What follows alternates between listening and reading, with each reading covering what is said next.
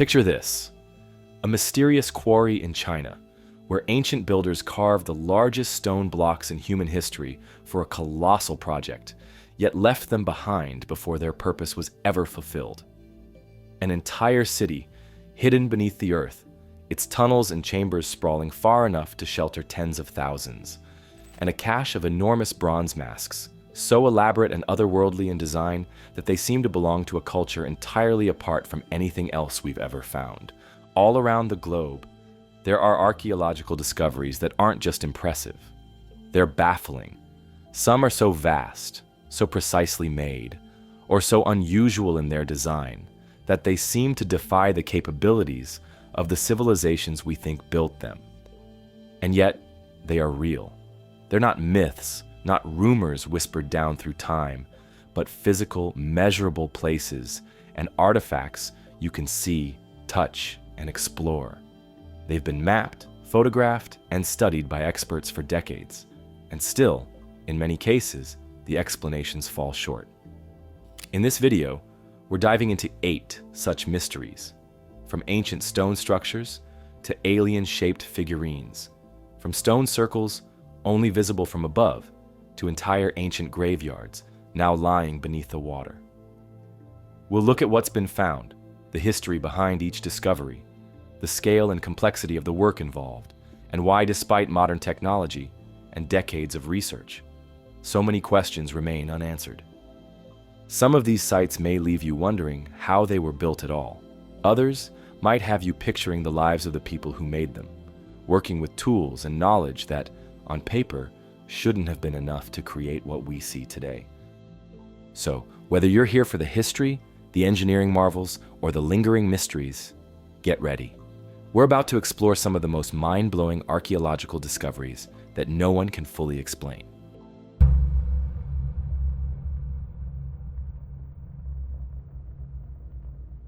On the outskirts of Nanjing in Jiangsu Province, China, sits the Yangshan Quarry, a site that has been a source of stone for centuries. Its history stretches back well before the Ming Dynasty, but it was during that period that the quarry became the stage for one of the most ambitious construction projects in imperial China.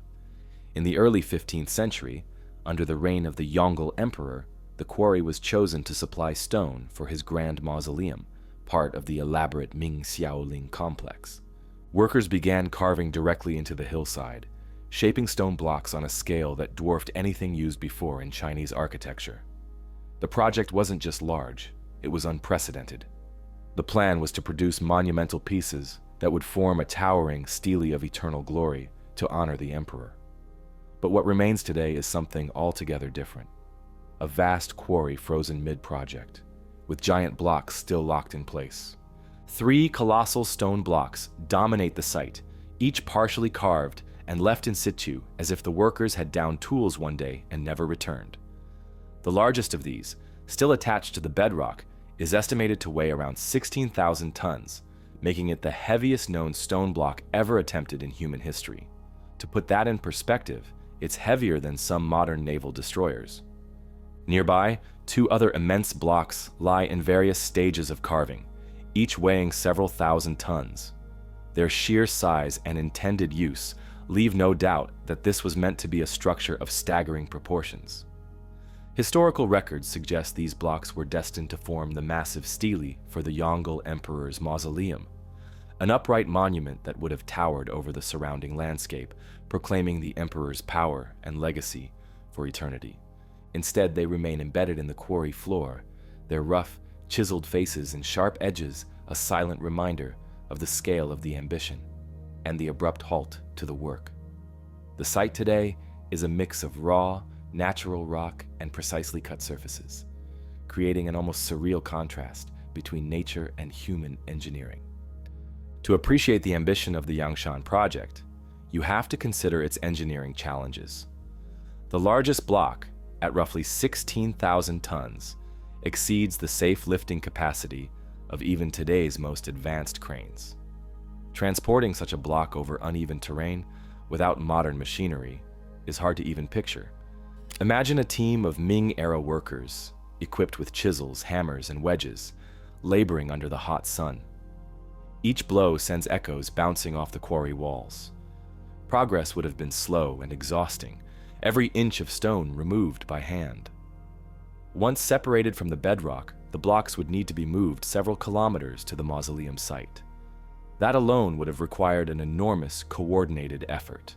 Thousands of laborers, intricate sledging systems, and reinforced roads or rails of wooden beams, constantly replaced as the blocks inched forward. Even smaller monoliths, like those at Baalbek in Lebanon, inspire debate about ancient moving techniques. The Yangshan blocks make those feats look modest by comparison. The logistics, hauling, lifting, and precisely placing such blocks, would have been staggering, even assuming limitless manpower. Whether the plan was ever truly feasible is still up for debate, which makes the decision to start carving them in the first place all the more fascinating. So why were these megaliths never completed?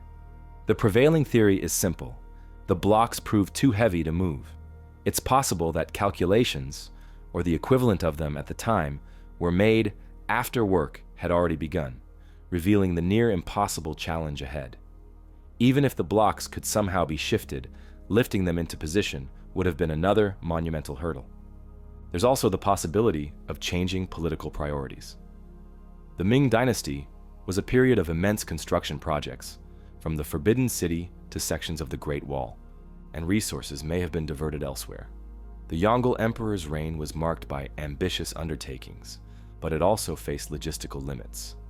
Some historians suggest the project was abandoned when the emperor or his engineers realized it was not only impractical, but risked damaging the entire mausoleum plan if it failed. Whatever the reason, the work stopped abruptly, leaving behind one of the most dramatic what could have been moments in architectural history. Even now, the Yangshan Quarry raises more questions than it answers. The sheer size of the blocks challenges our understanding of what was considered possible in the Ming era. Even with modern technology, moving them intact would be a monumental, highly complex task. Was the project simply a case of ambition outpacing reality? Or did the builders have a specific, now lost method for transporting such massive stones? If so, why hasn't any record of it survived? Standing at the base of these unfinished giants, it's easy to feel a sense of awe. They are physical proof of a project that reached for the limits of human capability and stopped just short. The blocks remain in place, as if waiting for someone to finally figure out how to finish what was started over 600 years ago. And maybe that's the most intriguing question. Could it still be done today?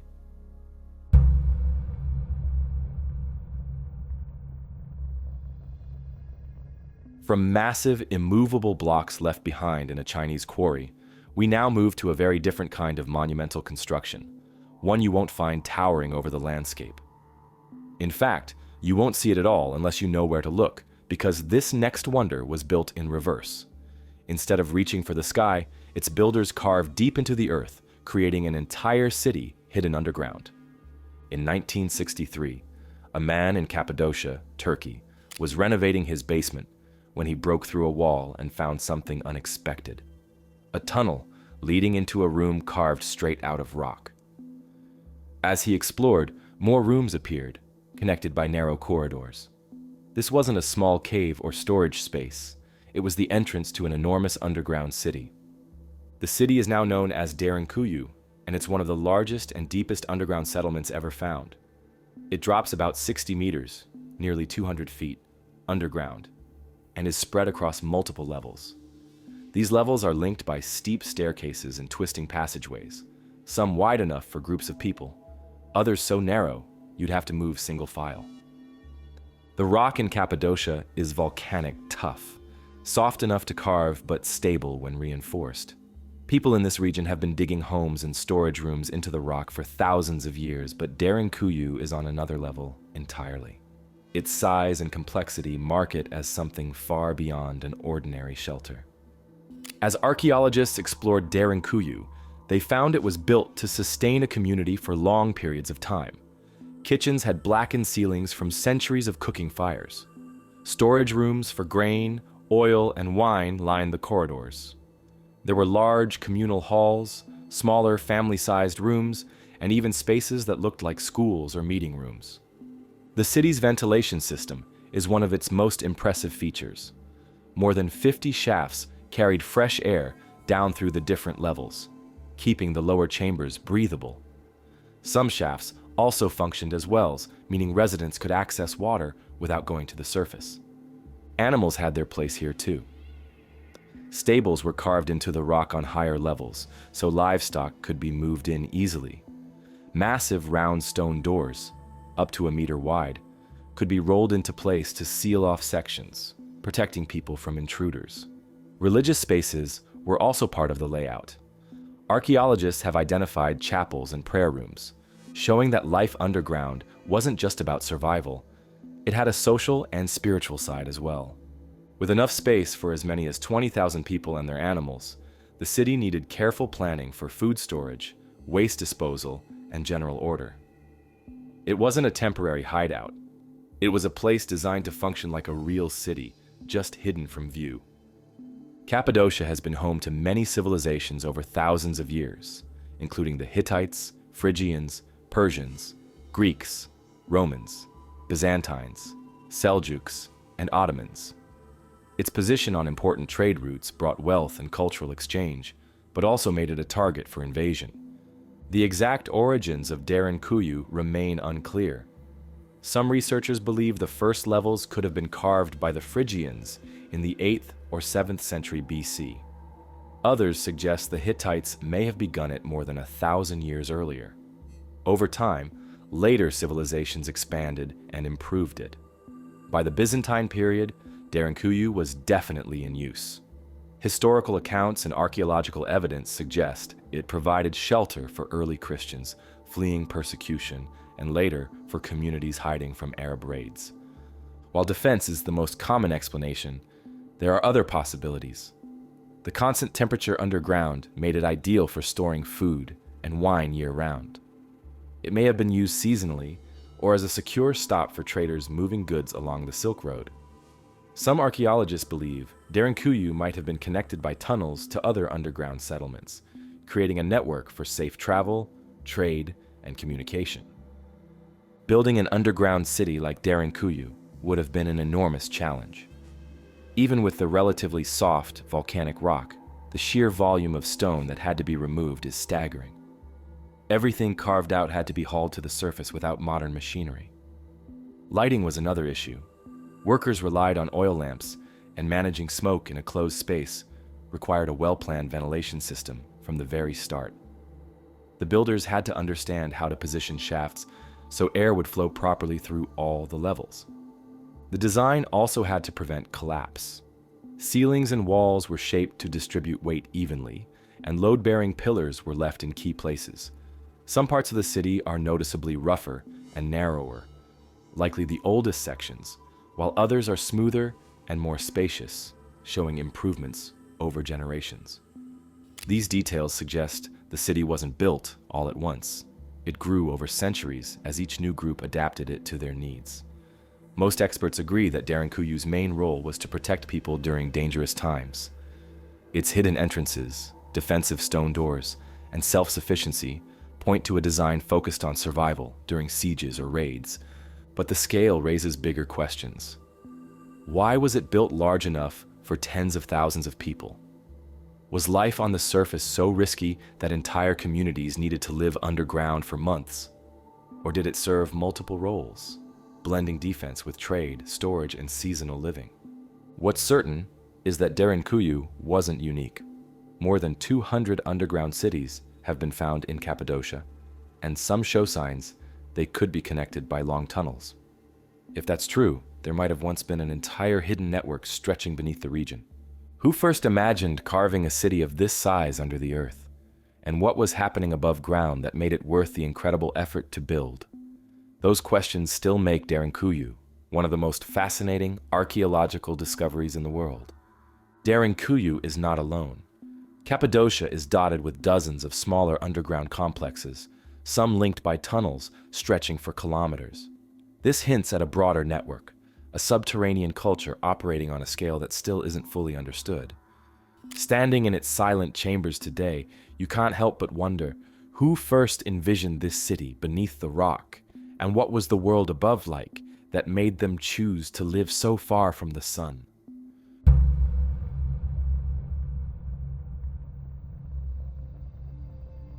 From the hidden tunnels of Derinkuyu, we move east to a very different kind of mystery. One not carved into the earth, but pulled from it in fragments of gold, jade, and bronze. Where Derinkuyu's secret was its vast underground scale, this next discovery's shock came from its artistry. Objects so unusual and unfamiliar that they seemed to belong to an entirely separate chapter of human history. The story of Sanxingdui begins in 1929, when a farmer in Sichuan province, China, was digging a ditch and unearthed a cache of jade pieces. At the time, the find was noted, but not fully investigated, and the site lay mostly forgotten for decades. It wasn't until the 1980s that large-scale excavations began, revealing two massive sacrificial pits filled with thousands of artifacts. These objects immediately caught the attention of archaeologists, not just because of their number, but because of their style. They looked nothing like the artifacts of any known Chinese culture. Bronze masks with exaggerated features, towering human figures, gold ornaments, jade blades, and strange animal shapes emerged from the soil, each piece more striking than the last. The discovery suggested the existence of an advanced, previously unknown Bronze Age civilization, one that would later be identified as Sanxingdui. The artifacts of Sanxingdui are unlike anything else in Chinese archaeology. Standing out among them are the enormous bronze masks, some with faces more than a meter wide. Many feature wide, staring eyes that project outward in tubes or slits, as if meant to watch over the world beyond. Others have sharply defined noses, large ears, and stylized mouths, all rendered in bold, geometric shapes. Equally impressive are the bronze statues, including a figure over 2 meters tall, thought to have held an ivory object now lost to time. Gold work from the site includes intricate foil masks and decorative panels, while jade artifacts range from ritual blades to carved animal motifs. One particularly famous piece is the bronze tree sculpture, nearly 4 meters high, with curling branches and delicate leaves, astonishing in both scale and craftsmanship. The level of metallurgy here was advanced. The bronzes were cast in multiple sections and then fitted together with remarkable precision. What's striking is how different this style is from that of the contemporaneous Shang dynasty in central China. While Shang bronzes often feature compact, symmetrical designs and Tayoti masks, Sanxingdui's are expansive, abstract, and almost surreal. The two cultures clearly developed along very different artistic and symbolic paths. Most researchers believe Sanxingdui was part of the ancient Shu kingdom, which flourished in the Sichuan basin around 3,000 years ago. This region was geographically separated from the Yellow River civilizations by mountains and rivers, which may explain its distinct cultural development. Despite its sophistication, Sanxingdui left behind no written records, at least none we've discovered. Much of what we know comes from the artifacts themselves and the layout of the site.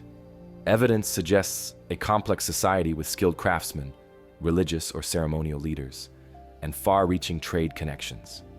Materials like ivory, marine shells, and certain stones found at Sanxingdui point to exchanges with distant regions. At some point, the city and its culture appear to have been abandoned. The reasons remain unclear. Environmental change, resource depletion, flooding, or conflict are all possibilities. Whatever the cause, Sanxingdui disappeared from history, leaving only its extraordinary artifacts as evidence of its existence. The uniqueness of Sanxingdui's art is its biggest puzzle. The large, protruding eyes on many masks and statues are unlike any other motif in Chinese antiquity. Were they depictions of gods, ancestors, or mythical beings? Some scholars think they represent a focus on seeing as a spiritual concept, while others suggest they're tied to local legends of divine rulers. What makes it stranger is the lack of direct links to other cultures of the time. The Shang dynasty, which was at its peak during Sanxingdui's flourishing, shared certain technologies but not artistic style or iconography. This has led some to wonder whether Sanxingdui developed almost entirely in isolation, or whether it preserved influences from an even older, forgotten culture. There's also the question of why so many valuable objects ended up buried in sacrificial pits. Were they offerings to deities? Symbols marking the end of the city's life?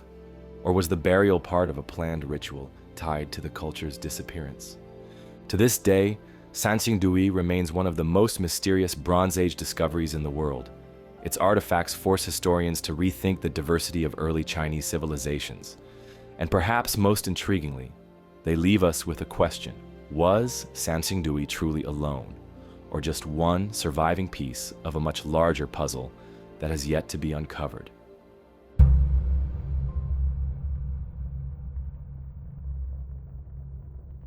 From the intricate bronze masks of Sanxingdui, we head west to the deserts of Jordan and Syria, where another kind of mystery sprawls across the land, not in gold or jade, but in stone, laid out on a scale you can only truly appreciate from the air. The big circles first entered the archaeological record in the 1920s, when British Royal Air Force pilots flying over the deserts of Jordan and Syria noticed a series of huge, perfectly round formations on the ground. From above, they stood out immediately, geometric shapes etched into an otherwise rugged and irregular landscape. On the ground, however, they were far easier to overlook. Made of low stone walls blending into the terrain, they could easily be mistaken for natural rock formations. Early surveys recorded a number of these circles, but with limited resources and other priorities, they received only passing attention for decades. It wasn't until modern satellite imagery became widely available in the 21st century that interest surged again. Digital tools allowed researchers to pinpoint dozens of circles with remarkable accuracy, revealing just how consistent their dimensions were across different sites. Today, we know of at least a dozen large examples in Jordan and several in Syria. Even with high-resolution imagery, though, the circles remain enigmatic. No inscriptions, obvious cultural markers, or associated structures have been found that can definitively explain their origins or function. The big circles vary slightly in size, but average around 400 meters, 1,300 feet, in diameter, roughly the length of 4 football fields laid end to end. Their walls are constructed from local stone piled together without mortar and stand only about a meter high. The thickness of the walls varies, but they are generally too low to serve as effective barriers for people or animals. Perhaps the most striking feature is their precision. Many of the circles are almost perfectly round, with deviations from a true circle measured in just a few centimeters despite their massive size. This level of accuracy would be challenging even with modern surveying tools, let alone with whatever methods were available to their builders. Interestingly, none of the circles have clear openings or gates. If they once existed, they may have collapsed or been obscured over time. Their placement is also curious. Most are found in open, flat areas with no apparent relationship to rivers, trade routes, or settlements that we know of. Dating the circles is difficult because they lack organic material for radiocarbon analysis. Some archaeologists suggest they may be at least 2,000 years old, but others believe they could date back much further, possibly into the prehistoric period. The deserts of Jordan and Syria are rich in ancient structures, from Roman roads and fortresses to prehistoric cairns and stone alignments. These lands have been home to nomadic herders, settled farmers, and trading communities for thousands of years, each leaving their mark on the landscape. Other large-scale stoneworks in the region, often called desert kites, are known to have been used for hunting or herding animals, but the big circles don't fit this pattern.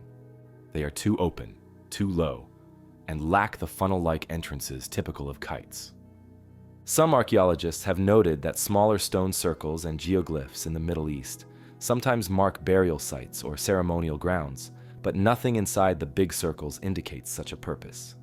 The absence of artifacts, tools, pottery, bones makes it hard to link them to any specific culture or time period with certainty. One of the simplest theories is that the big circles were boundary markers, monumental outlines indicating the extent of tribal territory sacred space, or seasonal grazing rights. Large, visible shapes in the landscape could have served as a visual signal to neighboring groups. Another possibility is that they had ceremonial or ritual functions. A 400-meter wide enclosed space could have hosted seasonal gatherings, processions, or open-air rituals. The lack of permanent structures inside might fit with the idea of temporary events, where people assembled only at certain times of year. A few researchers have floated the idea that the big circles were never meant to be practical enclosures at all, but rather symbolic or artistic expressions on a grand scale, ancient geoglyphs akin to the Nazca lines in Peru. From surrounding hills, the circles would have been visible in their entirety, and if their builders believed in deities or spirits watching from above, the designs could have been meant for a non-human audience. The absence of entrances is one of the most puzzling aspects. It could suggest that access was controlled or that they were never intended for people or animals to enter in the first place. The greatest mystery of the big circles lies in their combination of size, precision, and apparent lack of function. Constructing a perfect circle hundreds of meters wide requires careful planning and considerable labor, even with simple stone walls. For a society to invest that effort, there must have been a reason, yet no clear purpose has emerged. Equally intriguing is their consistency. Whether in Jordan or Syria, the circles share similar dimensions and construction methods, hinting at a shared cultural origin or widespread tradition. But without datable material or inscriptions, it's impossible to say if they were built at the same time or over many centuries. Modern technology has made the circles easier to find and study, but it hasn't solved the puzzle. In many ways, the more we look at them, the more questions arise. Were they vast markers for travelers, stages for rituals lost to history, or signs of a shared ancient practice whose meaning has faded beyond recognition? For now, they remain silent outlines in the desert, their stones weathered by centuries of wind and sun. We can map them and measure them, but until new evidence comes to light, the purpose of the big circles will stay as open as the landscapes they inhabit.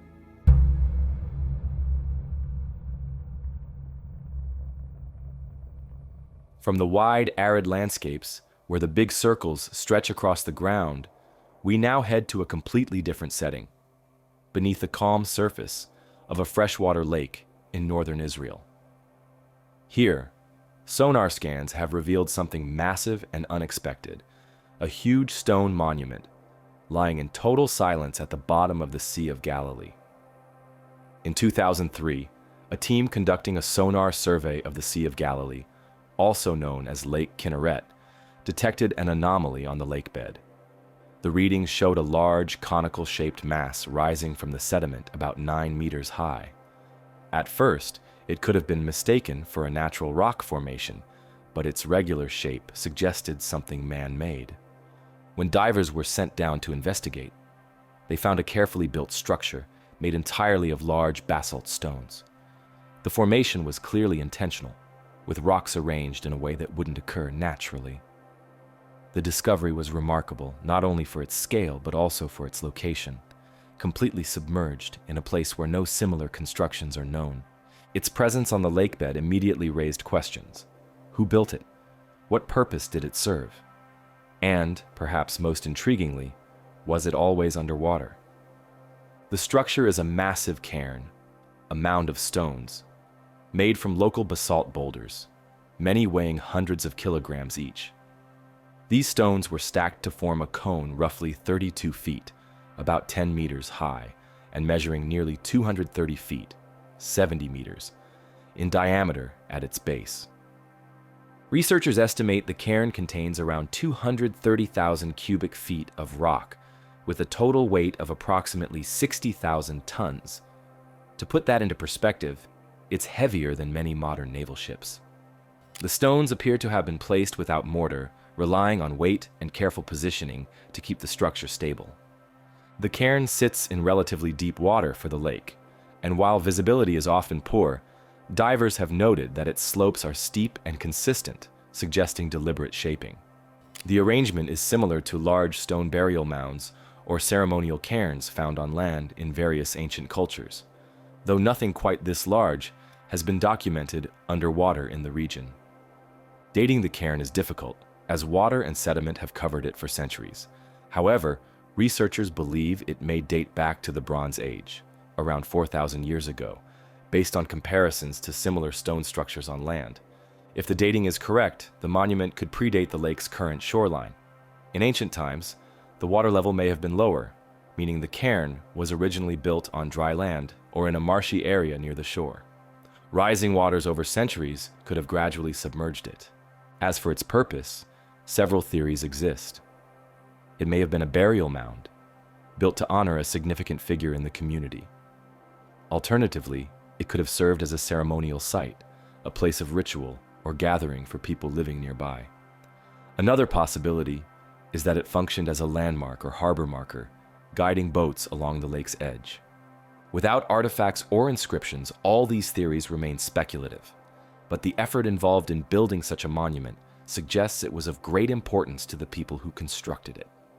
Moving and placing 60,000 tons of basalt without modern machinery would have required immense organization and manpower.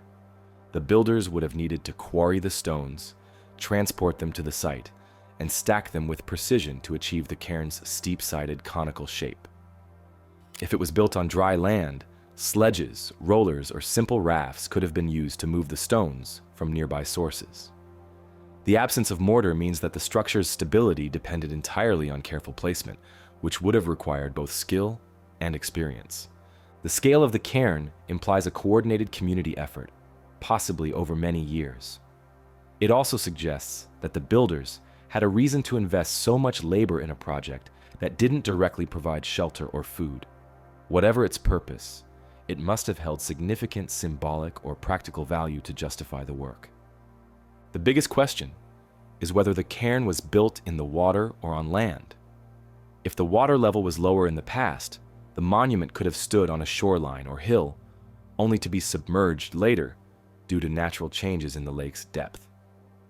If it was constructed underwater, that would imply an even more extraordinary level of skill and determination for a Bronze Age society. Equally mysterious is its cultural context. No other similar underwater monuments are known in the Sea of Galilee, and without artifacts or remains, linking it to a specific group is impossible for now. Until more evidence is found, either through excavation or new technology, the cairn will remain one of the most intriguing underwater discoveries in the region, raising the question, did its builders see the lake as it is today, or was the world around it entirely different?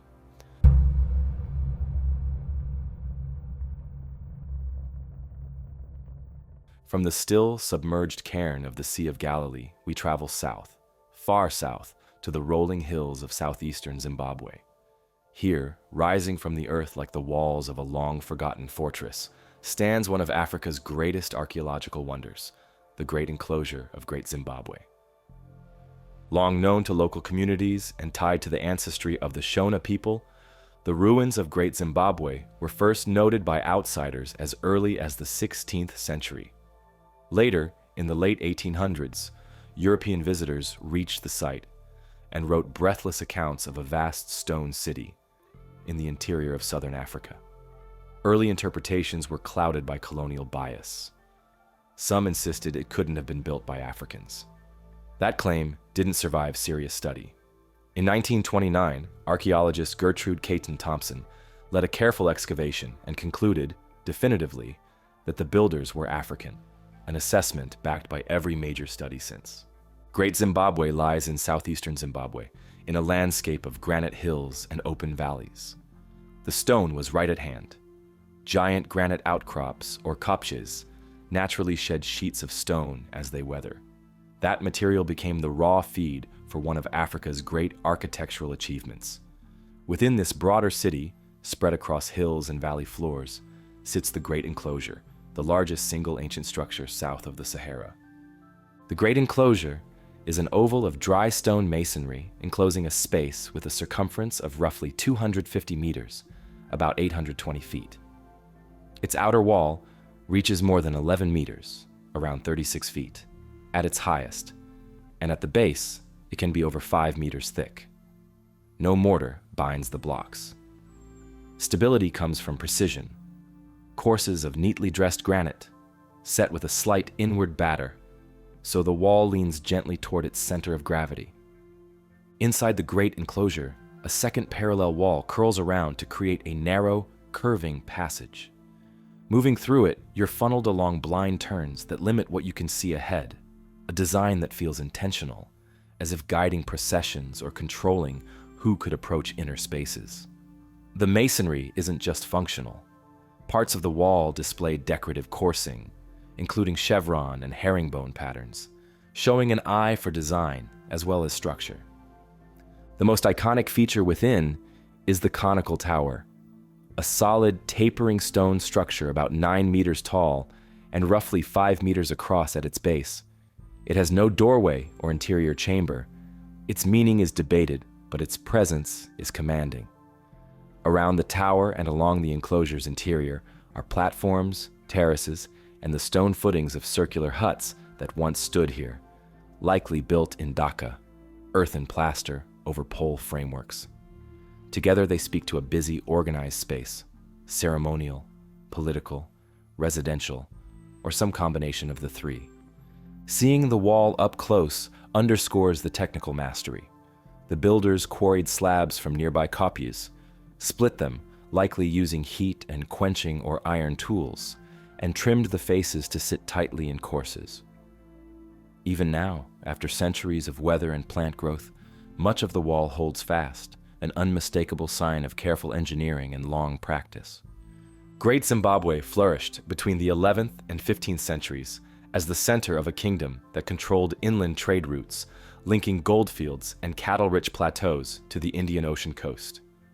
From ports like Sofala, goods moved out across the Swahili coast and beyond, meeting traders from Arabia, India, and China. Excavations in and around the Great Enclosure and the broader site have turned up imports that make those connections clear. Chinese Celadon porcelains, Persian glazed wares, glass beads from the Indian Ocean trade, and Arab coins. Alongside them are local products, iron tools, copper and gold ornaments, and the famous carved soapstone birds.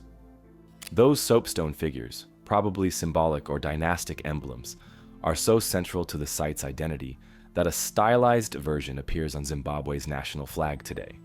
The country's very name likely comes from a Shona phrase, Zimba Dzamabwe, houses of stone.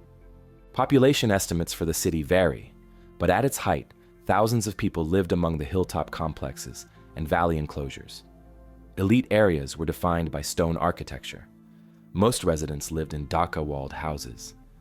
Metallurgy was practiced nearby, iron smelting and gold working left behind slag and crucibles, while cattle, a key measure of wealth and status, grazed the surrounding lands. By the mid-15th century, Great Zimbabwe's influence waned. Causes proposed include overgrazing around the capital, shifts in trade routes toward rival centers, political realignments toward the Mutapa state to the north, or simple resource strain across the local environment. The stone walls remained as the population moved on. What, precisely, was the Great Enclosure for? Three main ideas dominate. First, a royal residence. The high walls, controlled passages, and symbolic conical tower point to a space reserved for the ruler and court. Second, a religious or ceremonial center. The processional feel of the inner passage, the decorative courses, and the tower suggest public rituals or initiation rites may have taken place here. Third, a combined royal ritual precinct, where political authority and religious performance reinforced each other. The conical tower fuels much of the debate. Some see it as a stylized granary, an emblem of abundance and the king's role as provider in a cattle and grain economy. Others view it as a purely symbolic monument, a visual anchor for ceremonies. Without inscriptions, the argument rests on context and comparison, and the enclosure allows for more than one reading. Another question: how did builders achieve this precision without written plans or mortar? The answer likely lies in deep craft traditions. Teams of stonemasons working from practical templates, refining courses by eye and habit, and passing techniques down across generations. The decorative coursing suggests builders weren't just stacking stone, they were composing with it. For a long time, the site's story was muddied by myths, Phoenicians, lost tribes, outsiders. Those claims don't stand up to the archaeology. Great Zimbabwe is the work of African builders, almost certainly Shona ancestors, who harnessed local materials, regional trade, and skilled labor to raise something unique for its time and place. And yet a final, tempting question lingers. Was Great Zimbabwe the crowning achievement of a well-known tradition, or the last visible trace of a wider architectural culture whose other great works have vanished from the record? The walls don't say, but they make a powerful case that there's more left to learn. From the towering walls of Great Zimbabwe, we move back in time.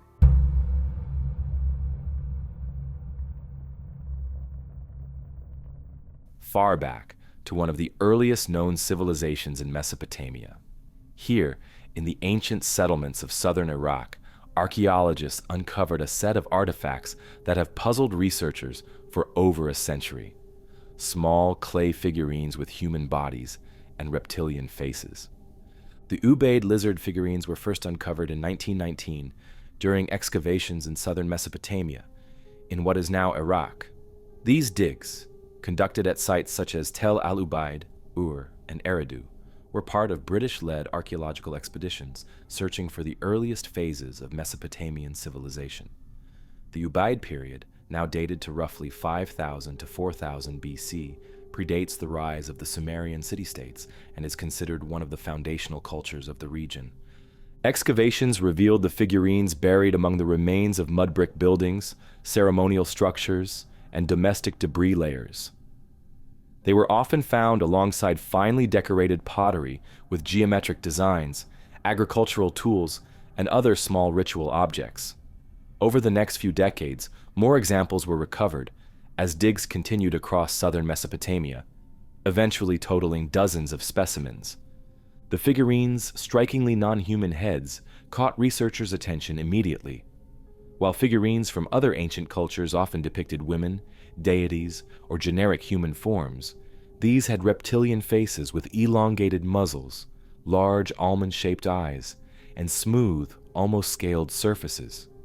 At first, archaeologists speculated they might represent gods or supernatural beings tied to Ubaid religion. Others thought they could depict real individuals wearing ceremonial masks. Whatever the answer, the consistency in their design suggested they weren't random artistic experiments but part of a shared cultural idea. The civilization that produced these figurines was remarkable in its own right. The Ubaid culture stretched across much of southern Mesopotamia and eventually influenced northern Mesopotamia and the Persian Gulf. Its people practiced irrigated agriculture, cultivating barley and wheat, and kept livestock such as cattle, sheep, and goats. Settlements often included large tripartite temples, rectangular buildings divided into 3 parallel halls, suggesting organized religion. They also produced distinctive painted pottery with black or dark brown geometric patterns on a buff background. Trade connections reached far down the Arabian Peninsula, evidenced by imported goods and shared cultural traits. The Ubaid period saw the beginnings of social stratification, larger houses for elites, specialized craft production, and centralized temple administration. Yet despite this complexity, the Ubaid people left no written records, leaving archaeologists to reconstruct their beliefs and social systems entirely from artifacts like the lizard figurines. The figurines vary in size from a few inches to just over 20 centimeters tall and are made from clay, either baked in a kiln or sun-dried. While the bodies are unmistakably human in proportion, the heads are not. The faces are elongated with tapered snouts and wide, unblinking eyes. Some heads are smooth and rounded, others have ridges or crests running from brow to crown.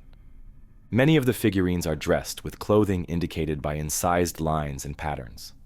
Belts, skirts, and elaborate neckwear appear on some, while others are nude. A particularly striking subset depicts the figure cradling an infant. In several cases, the infant shares the same reptilian features as the adult, hinting at a narrative or symbolic meaning we no longer understand. The craftsmanship ranges from simple and stylized to finely detailed, suggesting they were made by different artisans or for different purposes, but their shared features point to a consistent concept, whether mythological figures, ancestral spirits, or costume participants in ritual ceremonies. The fact that many were found in or near domestic spaces raises another question. Were these objects household talismans, private devotional items, or toys imbued with symbolic meaning? Without written explanations, we can only speculate. But the attention to detail and recurring motifs suggest they held significance beyond decoration. The true purpose of the Ubaid lizard figurines remains unresolved. Mainstream theories lean toward religious or symbolic roles, perhaps representing deities connected to fertility, protection, or the natural world. Reptiles, particularly snakes, were sometimes associated with creation, renewal, and the underworld in later Mesopotamian myths, so the reptilian traits might carry similar meanings here. Some scholars have suggested the figurines might be linked to shamanistic practices, with the lizard-like appearance symbolizing a transformation or connection to animal spirits. Others think they could represent masks worn in ceremonies, immortalized in clay for ritual or commemorative purposes. Beyond academic circles, the figurines have sparked more speculative ideas.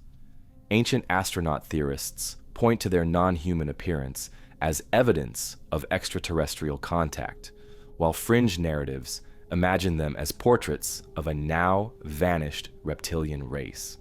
These interpretations lack supporting evidence, but persist in popular media because the figures are so visually unlike typical human depictions from prehistory. What we do know is this: they are deliberate, consistent, and unique to the Ubaid cultural sphere. Whether they were stylized art, mythological icons, or embodiments of a belief system we can no longer reconstruct, the lizard figurines remain one of the most enigmatic relics of the ancient Near East. Were these figurines simply an artistic style, a symbolic shorthand everyone in Ubaid society would have understood? Or do they preserve the outline of myths, gods, or ideas that disappeared long before writing emerged? Until we find more evidence, their smooth clay faces will keep their secrets. From the small but enigmatic Ubaid lizard figurines, we turn to something on a far larger scale.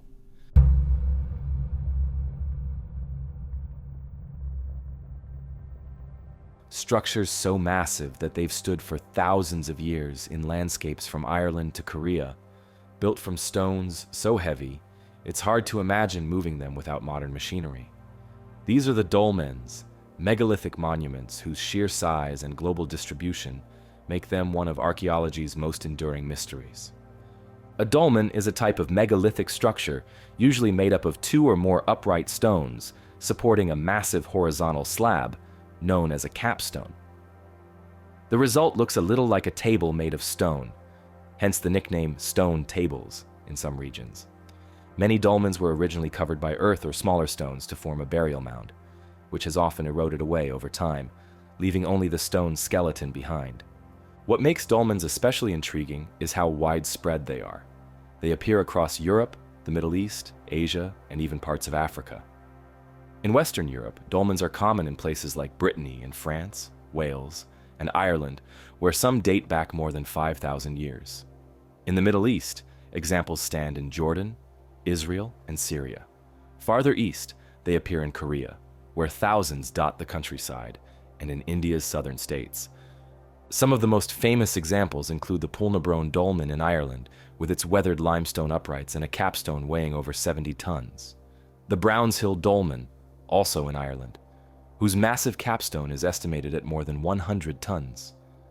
And the Ganghwa dolmens of Korea, which range from small table-like structures to huge monuments with capstones over 7 meters long. The sheer size of these stones makes their creation astonishing. In some cases, capstones weigh more than the largest blocks used in the Egyptian pyramids. Moving and positioning them would have required not only tremendous manpower, but also a sophisticated understanding of leverage, balance, and construction, especially impressive, given that most dolmens date from the Neolithic or early Bronze Age, long before the invention of the wheel in many of the cultures that built them. Dolmens typically consist of upright stones, often called orthostats, set firmly into the ground to form a chamber. On top of these uprights rests the capstone, which can weigh anywhere from a few tons to well over 100. The precision needed to position such a stone so that it sits securely on its supports is remarkable, especially when the only available tools would have been made from stone, wood, or bone. Archaeologists believe builders likely used a combination of ramps, wooden rollers, levers, and raw manpower to move the stones from their source to the site. In some cases, stones may have been quarried locally. In others, they appear to have been transported from kilometers away. Positioning the capstone may have involved building an earthen ramp up to the top of the uprights, sliding the stone into place, and then removing the earth once the structure was stable. The most widely accepted theory is that dolmens served as burial or ceremonial sites. Excavations have revealed human remains, pottery, tools, and ornaments in and around many dolmens, suggesting they were tombs for important individuals or family groups. Some may also have served as communal burial sites, reopened multiple times to add more remains. The layout of dolmens varies, with some forming small chambers that could have been sealed with additional stones, while others are part of larger megalithic complexes. In some regions, alignments with celestial events, such as the solstices, suggest they may have held astronomical or ritual significance. The careful choice of location, often on hilltops or in prominent positions in the landscape, reinforces the idea that they were meant to be seen from a distance, acting as lasting monuments to the people buried there. What remains unexplained is how so many widely separated cultures, across continents and separated by oceans, ended up building structures so similar in design. There's no evidence of direct contact between Neolithic Ireland and Bronze Age Korea, yet both produced dolmens with strikingly similar forms and functions. Was this simply a case of convergent development, where different societies independently arrived at the same solution for honoring the dead? Or could it hint at older, shared traditions passed along migration routes stretching back to prehistoric times? The sheer engineering challenge adds to the puzzle. These were communities without metal tools, draft animals, or wheeled transport in many cases, yet they could quarry, transport, and precisely place stones weighing dozens of tons. The planning and labor organization required imply strong leadership and a social structure capable of mobilizing large groups for a single monumental goal. And while many dolmens were used as tombs, the symbolic and cultural meanings behind them are harder to pin down. Were they markers of territory, ceremonial gateways, or representations of myths now lost? Until more evidence comes to light, dolmens will remain both a testament to human ingenuity and a reminder that even in prehistory, people found ways to make monuments that would endure for millennia. Which of these captured your imagination the most? Do you have your own theory, or think we missed a site that deserves a place on this list? Drop your thoughts in the comments. We'd love to hear them. And if you enjoyed this journey through some of the world's most mysterious ancient sites, make sure to subscribe to the channel. We have plenty more coming. Lost cities, forgotten cultures, and the strange, enduring questions history leaves behind. As always, until next time, stay curious.